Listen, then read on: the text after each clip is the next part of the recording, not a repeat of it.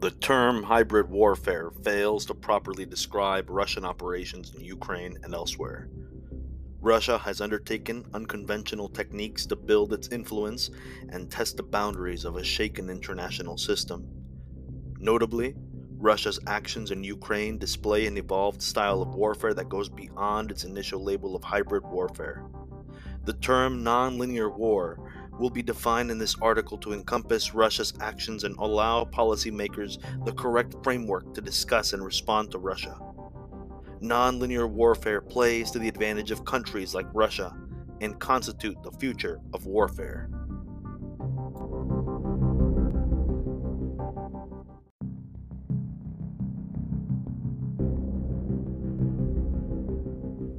Pure conventional wars have lost value as a measure to complete political goals. This has created a discourse around warfare, introducing a litany of terms. These terms include fourth generation warfare, full spectrum warfare, and hybrid warfare. Most of these terms lack a generally accepted definition. Thus, without universally accepted definitions, media and academic sources use these terms to describe how Russian military forces conducted operations in Ukraine in 2014 and Syria a year later.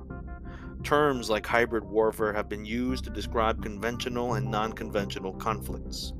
Though conceptualized to explain how unconventional tactics, hybrid warfare quickly came into use for Russia's actions in Crimea and Eastern Ukraine. This adaptation of the term fails to account for the drastic differences in methods and capabilities of non-state compared to state actors. Though recent definitions of hybrid warfare have incorporated the action of both state and non-state actors, this extends the term past the type of conflicts it originally defined and explained. The principles of state-on-state conflict have advanced and evolved by technology and the current geopolitical situation. A need remains to operationalize a term to provide the foundation for the rising strategies and tactics of state actors on the world stage. This article will discuss how the current Western understanding of hybrid warfare does not encompass Russia's actions. Then, the paper will define the term non-linear warfare to fill the academic and military void that hybrid warfare fails to cover. Next, a review Russia's development of non-linear tactics and its application of them in relation to Ukraine and the broader conflict with the West will contract non-linear operations to those of hybrid. Russia's incursion into Crimea and eastern Ukraine in the spring of 2014 challenged the concept of hybrid warfare. Media and government sources labeled Russia's actions as hybrid warfare, yet failed to define or explain what that term meant. This was likely due in part to the absence of a precise and widely accepted definition for hybrid warfare, hybrid threat, hybrid adversary, etc. The term carries scholarly baggage that makes it a poor fit for Russia's actions in Ukraine. Initially, deliberation around the term hybrid warfare heightened following the aftermath of the 2006 Israeli war in Lebanon against Hezbollah. This marked a dramatic increase of conventional, modern armies combating insurgents capable of certain conventional tactics and supported in many cases by state actors. Additionally, these insurgents employed further measures playing to their strengths, including criminal activities. Soldiers and the media noted the different fighting techniques used against the Israeli army during the conflict with Hezbollah. Hezbollah fielded well-trained soldiers with modern equipment, but still did not have the full strength of a conventional force. The United States military forces in Iraq and Afghanistan faced similar threats and methods of warfighting. Insurgents in all of these conflicts typically fought in an unconventional or irregular manner while employing some conventional and criminal tactics that played to their strengths, all while dodging any pitched battles with modern armies. The American Armed Forces came up with a number of definitions for hybrid warfare. In 2008 article, the Army Chief of Staff General Casey characterized the hybrid threat as an adversary that incorporates diverse and dynamic combinations of conventional, irregular, terrorist, and criminal capabilities. Generally, hybrid warfare encompasses the application of criminal, conventional, irregular, and terrorist measures to attain the advantage in a war zone against a conventional foe. To further support this point, the U.S. Army codified the term in its 2011 Operations Doctrine as the diverse and dynamic combination of regular forces, irregular forces, criminal elements, or a combination of these forces and elements all unified to achieve mutually benefiting effects. This amalgamation of four key modes of operation came to set the closest thing to a generally accepted definition of hybrid warfare for the United States military, up until Russia's actions in 2014. The term hybrid warfare started primarily with the non-state actors fighting states and their methods. This precludes Russia's recent tactics from falling under the terminology of hybrid war. Russia's status as a state means that it holds international recognition, has signed on to international law, has a large trade network, a ready supply of natural resources, and a legitimate government, and a function and capacity to have diplomatic ties to a level incomparable to non-state actors. Russia also carries the ability for larger expeditionary capabilities and possesses soft power. In addition, most definitions of hybrid warfare do not include the information, economic, social, and political aspects of warfare that states can apply on a much larger scale compared to non-state actors and for much different intent. Though Russia has used what that would typically referred to as hybrid warfare techniques, they have superseded these methods through the broader geopolitical objectives of their implementation. Nothing in any of the explanations of hybrid warfare accounts for a broader geopolitical strategy. Truly, to have the term hybrid warfare encompass this broader geopolitical strategy would change its previous meaning and the concept it originally sought to examine. Thus, the actions of Russia leaves the term hybrid warfare wanting. Thus, there is a need to operationalize a new term to incorporate portions of hybrid warfare and other methods that fall into a grand scheme of operations perpetrated by states. Russia has surpassed the four means of hybrid warfare highlighted above: conventional, irregular, terrorist, and criminal, and has added information, cyber, and economic, diplomatic, political, and social means to their strategy. For this reason, some scholars, including Mark Galeotti, Michael Kaufman, and Matt Rojansky, have stated that Russia's method have entered a realm not yet defined by scholars or defense officials.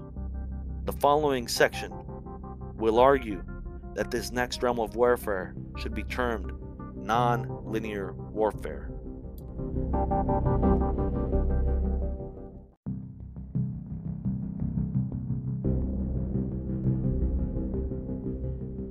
The term non-linear warfare appeared at least as far back as the mid-1990s without any clear definition or distinction. The major injection for this use today comes from Russian General Gerasimov, who wrote an article in February 2013 in the Military-Industrial Courier. That article describes the foundation of non-linear warfare as a means to reach desired strategic orientation and geopolitical outcomes, primarily using non-military approaches. Though no accepted definition of non-linear warfare exists, this paper hopes to introduce based on how the West has reacted to Russian reactions. Little novelty exists in Russia's actions. Rather, the novelty rests in the manner in which they carried out these actions.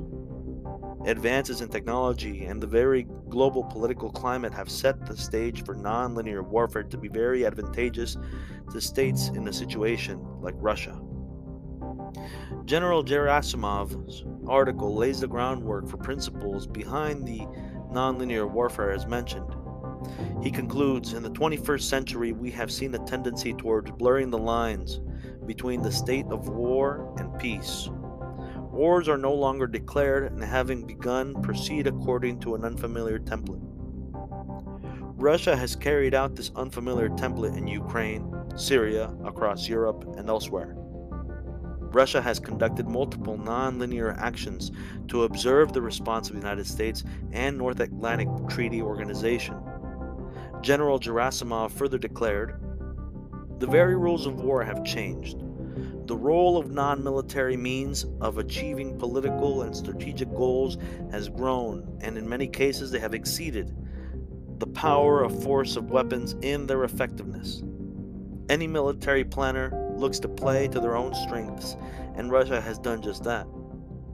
Unable to compete with the conventional strength of the NATO alliance, Russia has invested its efforts on divisions within the alliance, gray areas within the international law, and blurring the lines between peace and war.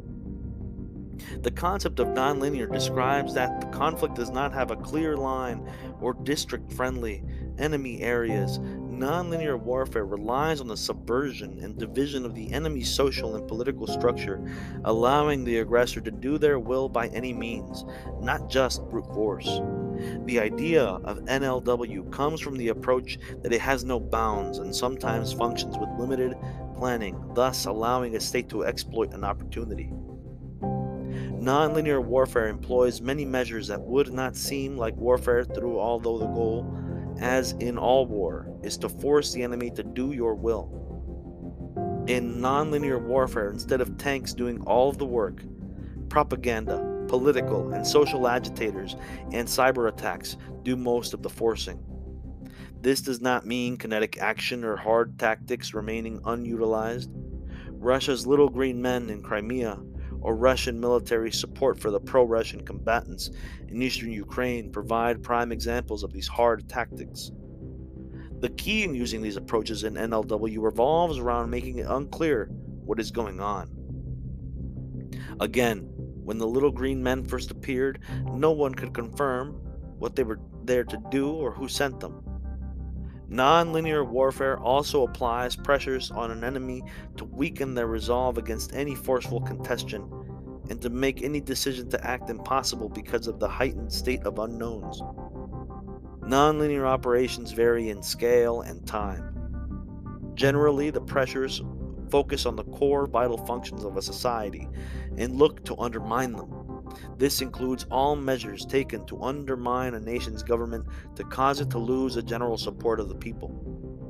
Nonlinear warfare, by principle, means that international law and diplomatic integrity have lost all value because neither supports the aggressor's position. Additionally, opportunities provide a critical factor in the use of nonlinear operations. These operations tend not to have an established plan of attack. Rather, they compose a form of warfare where offensives only take place if a chance of success exists. In NLW, one side tends to be constantly reacting, as seen with the West in relation to Russia's action. It is near impossible to plan for every type of non-linear operation, and thus a state must stand ever watchful and ready to react quickly, not only to military threats, but also in other arenas such as cyber, economic, information, social, etc. Nonlinear warfare differs from hybrid warfare in its methods, but also because it utilizes a grand strategy approach to warfare, where force-on-force conflict plays only a part of larger subversive and indirect weakening of the enemy. The grand strategy approach constitutes the collection of plans and policies that comprise the state's deliberate effort to harness political, military, diplomatic, and economic tools together to advance that state's national interest. Grand strategy is the art of reconciling ends and means. This grand strategy has no mention or comparison in hybrid warfare. While undertaking this nonlinear grand strategy, the lines between war and peace are blurred. It causes states to act without a clear declaration of war. It brings Clausewitz's concept of fog of war on the battlefield to a larger scale.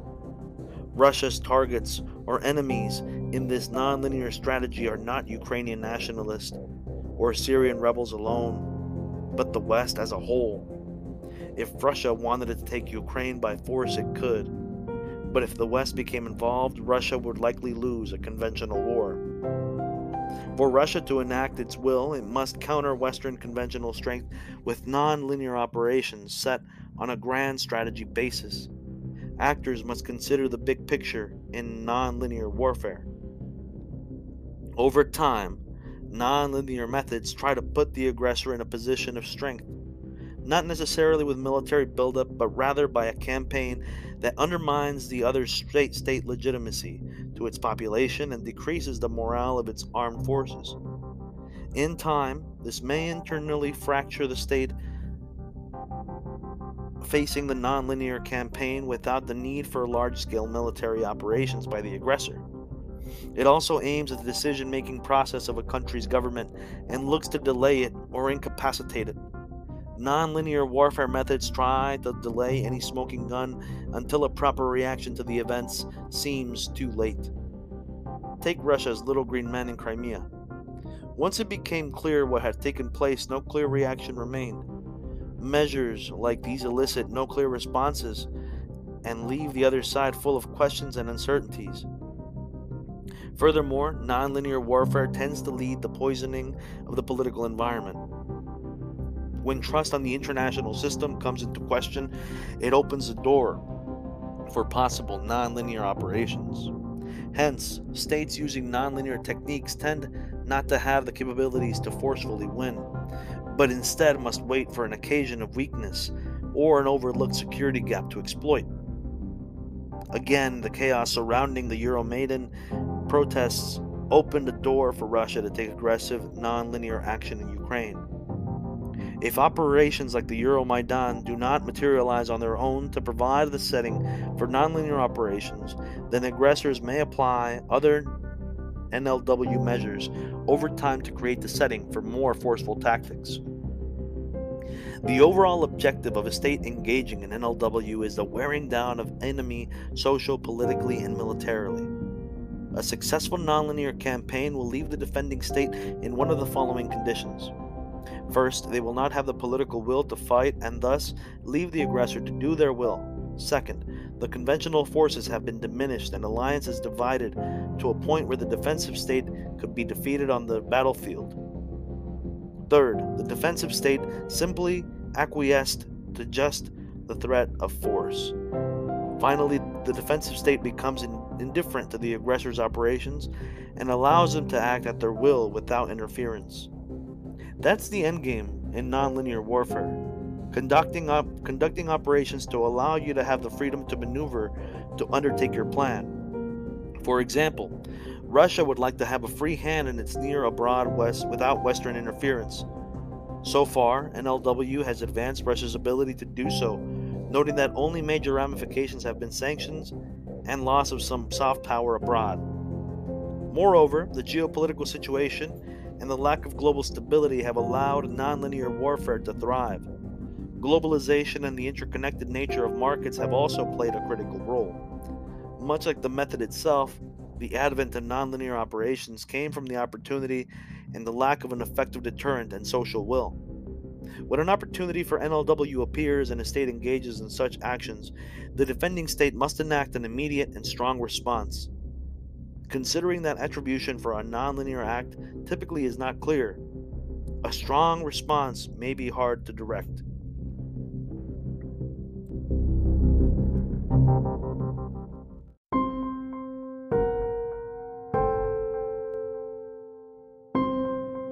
The terminology within NLW strays away from the standard terms to describe missions and operations. When armies discuss operations, their missions include words such as assault, breach, clear, control, secure, seize, etc. In NLW, these terms have a place but not primary role as in conventional or even irregular warfare. Additionally, the term is applied to missions include persuade, deny, confuse, disenfranchise, lie, conceal, misrepresent, fund, destabilize, erode, etc. This terminology shows the drastic different methods employed to obtain an objective. Based on the above discussion of the concept of NLW, the definition would read as follows. Nonlinear warfare is the application of collective, subversive measures on a state by another state actor targeting its government population and vital social functions in order to fulfill a grand strategy, and to do the latter, it is will without a clear declaration of will, or war.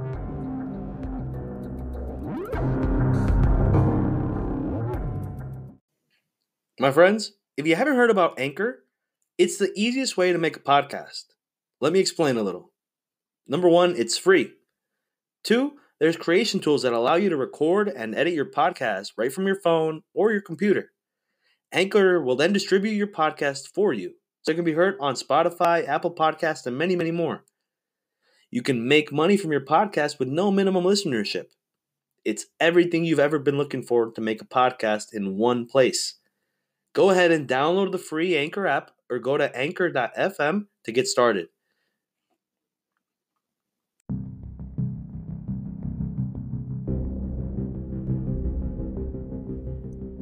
With non-linear warfare defined, one must examine what action Russia has taken that differs from the hybrid warfare definition.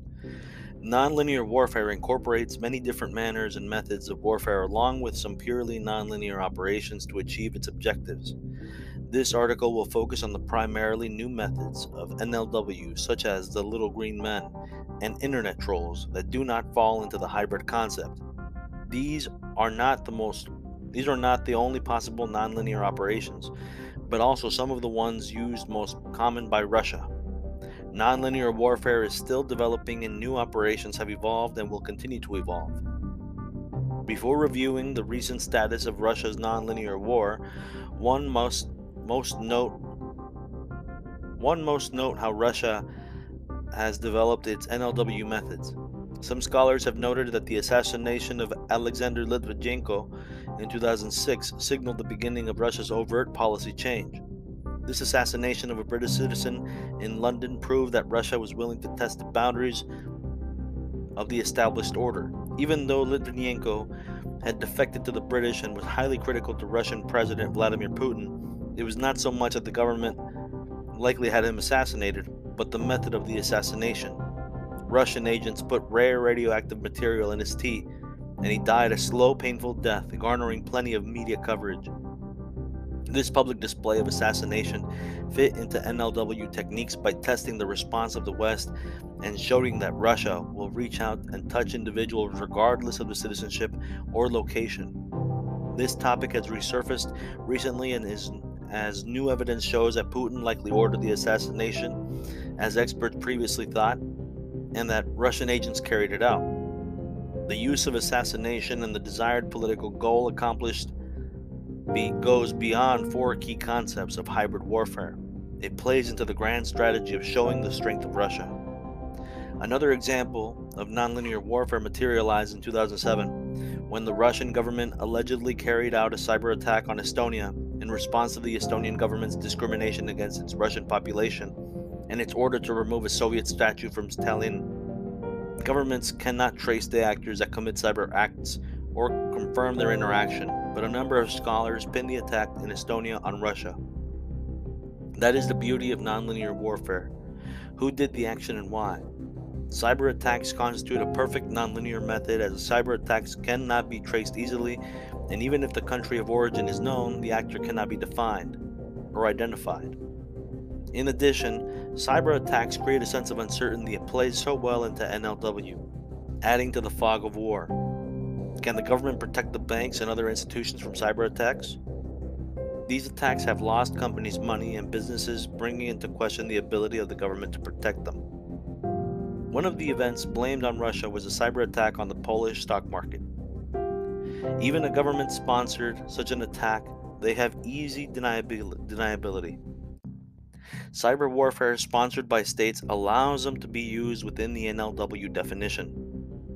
Cyber terrorism, for example, would place cyber attacks more with the hybrid warfare concept. Cyber attacks help to define the terms and the role that the geopolitical ramifications fit into the definitions.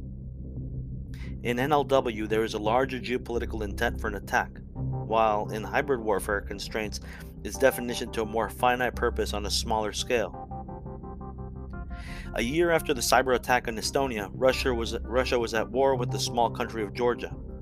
The war in Georgia comprised of conventional fighting with the aftermath composed of nonlinear factors, including the establishment of a frozen conflict. Some of Russia's NLW methods before and during the war would be reused and refined in Ukraine, notably the issuing of Russian passports to Georgian citizens in contested areas before the conflict. Russia found that issuing of passports to Ukrainian citizens in Crimea a useful tactic, especially in Sevastopol, home to Russia's Black Sea Fleet. President Putin used the passport as part of the justification for the invasion of Ukraine, similar to the Georgia 6 years earlier. Of course, these excuses used by Russia do little on the international stage to justify its invasion, but they do generate some confusion. Nevertheless, these actions may play a bigger role at home in Russia, having generated support for the war. All of these examples play into the main goals of NLW: the uncertainty of the truth and the division of the enemy from within to the point where they are unable to act. On February 28, 2014, another operation enters the NLW playbook within the phenomenon known as the Little Green Men, who appeared around Crimea. They were armed men wearing Russian-style military uniforms without any markings, flags, or insignia.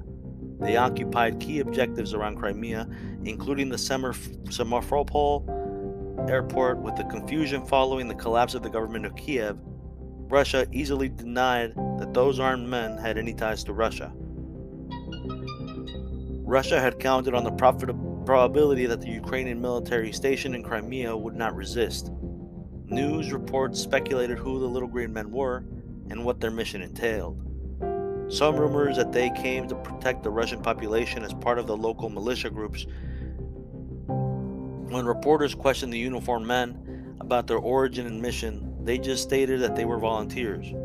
Before Kiev or the West could respond militarily, Crimea fell to Russian control. In addition to the more forceful act of the Little Green Men, Russia historically has used propaganda as a tactic of nonlinear war, but the evolution of misinformation as a weapon reveals the potential potency of nonlinear operations. Russia has expanded its misinformation campaign by increasing the funding of some media outlets it owns, like RT, originally Russia Today, and expanding its coverage countries in Western Europe and in North America. Russia forecasted large increases in the funding to RT in the last years, allowing fast and effective expansion. But that has slowed funding because of sanctions and low oil prices. RT's mission is to generate a sense of questioning in the audience, making it seem as if there is a tremendous speculation around an event. Their propaganda varies by country and audience. RT usually frames its stories in a way as to generate the most support for their likely audience. In Russia, for example, the Russian media has supposedly pushed the idea that there is no truth, so you might as well believe the one of your homeland, Russia. In Germany, the propaganda has a softer goal of just persuading the German population to support lifting sanctions on Russia. The propaganda commonly makes up numbers to show the German people the economic benefits of lifting sanctions and the harmful strains that the sanctions continue to hold on the German economics. In addition, Russia has continued to try to divide the North Atlantic Treaty Organization and the European Union by showing that the economic crisis with Greece damages the hard work of the German people. In Czech Republic and Slovakia, pro-Russian militia groups have formed partly because of Russia propaganda in the region, spinning events to show the need for the formation of such groups. Though the groups are not outwardly pro-Russia, they have caused concern for the government and threatened to break laws. These subversion and propaganda tactics fall clearing into the definition of new NLW, but have no place in hybrid warfare.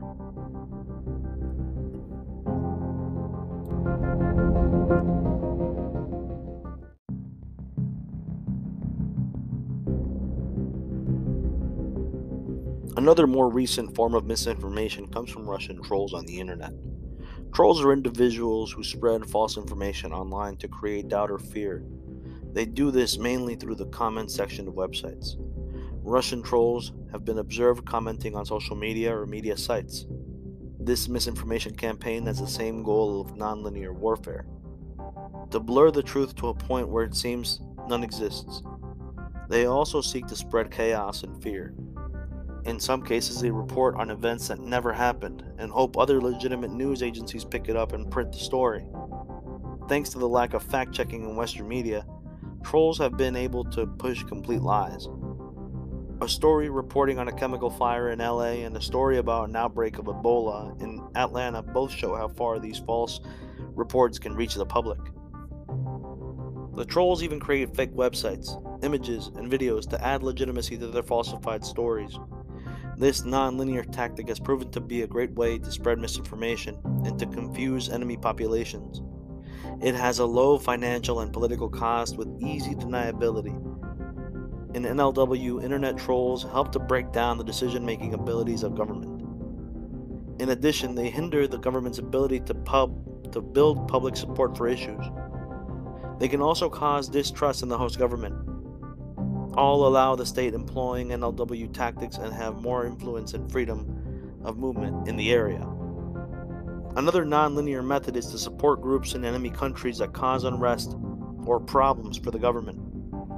Russia has supported the right-wing groups, the National Front led by Jean-Marie Le Pen in France, and similar groups and throughout Europe, notably in Poland. The refugee crisis in Europe resulting from the civil war in Syria has provided these right-wing parties more support over the last year.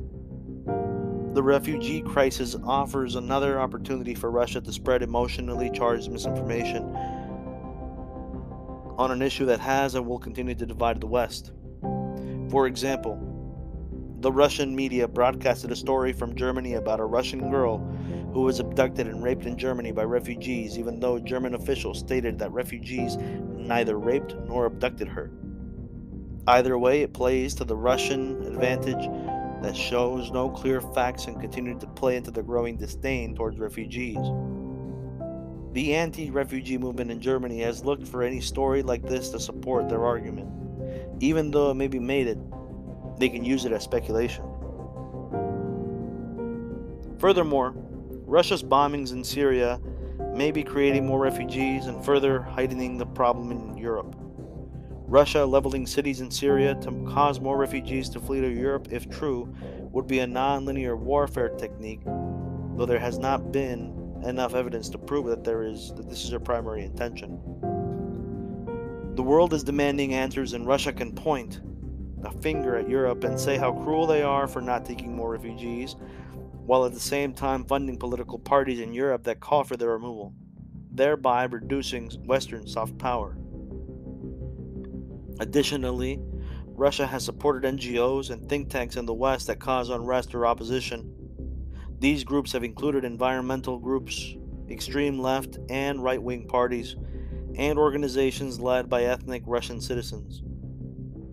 All of these methods support subversive measures and the grand strategy to divide the West and make Russia look strong.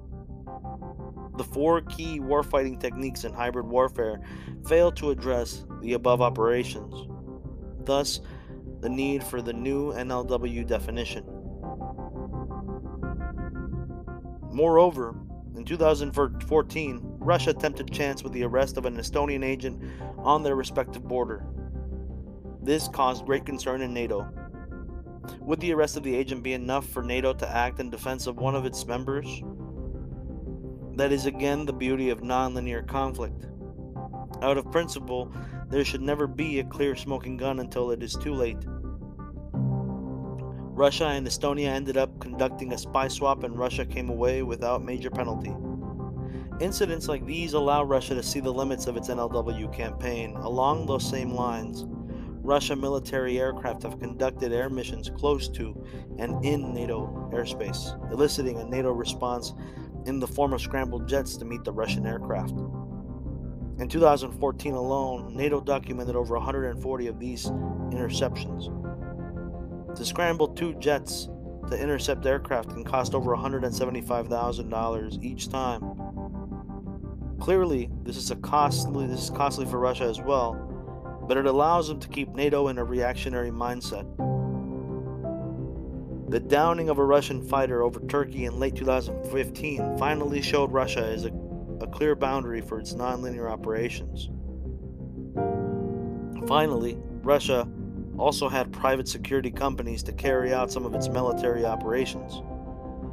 How does a state react to the actions of a PSC? Does a defensive state consider PSCs the same as an opposing state's military? Even so, they offer the deniability that they never received orders from a government. This will be an area of future struggle: how to deal with PSCs and their use by legitimate governments, and exemplifies nonlinear tactics. The United Nations and other observers of the wars in Iraq and Afghanistan have seen the issue with American companies like Blackwater. Do the laws of war apply to PSCs? This has yet to be completely resolved and leaves an opening for states to leverage NLW techniques.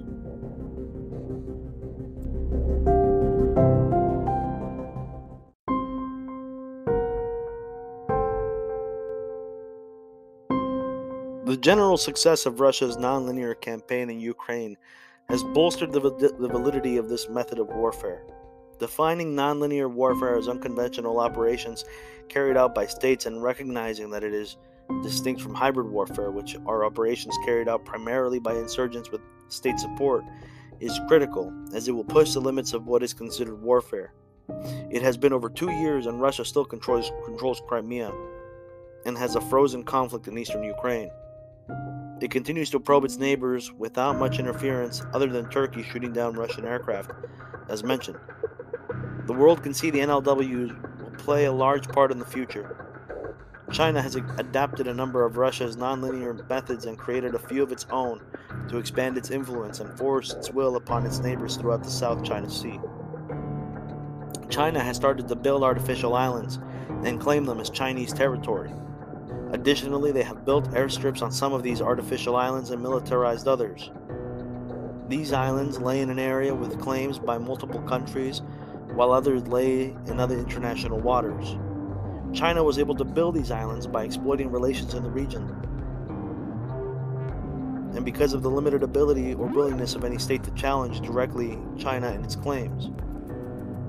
This method of creating islands falls into a gray area within international law. In addition, there have been reports of the Chinese Navy using merchant and Chinese boats to intimidate and circle foreign warships close to the artificial islands.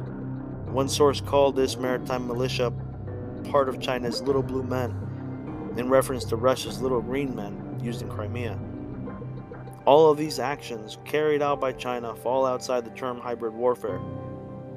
Clearly, nonlinear warfare will play a major role in geopolitical and military interactions around the globe.